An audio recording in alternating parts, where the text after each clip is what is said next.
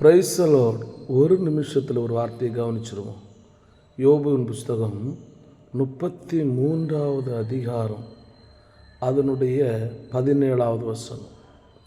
மனுஷன் தன்னுடைய செய்கையை விட்டு நீங்கவும் மனுஷருடைய பெருமை அடங்கவும் செய்கிறான். பார்த்தீங்களா? மனுஷன் தன்னுடைய செயல்கள் என்னதெல்லாம் பாவமான செயல் செய்கிறாங்களோ அதை விட்டு நீங்கவும் மனுஷனுடைய பெருமை அடங்கவும் செய்கிறார்.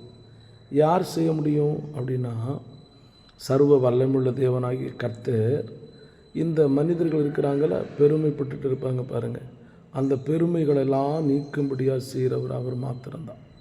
அதனால் இந்த உலகத்தில் வாழ்ந்து கொண்டிருக்கிற மனிதர்கள் பெருமைப்பட வேண்டிய அவசியம் இல்லை.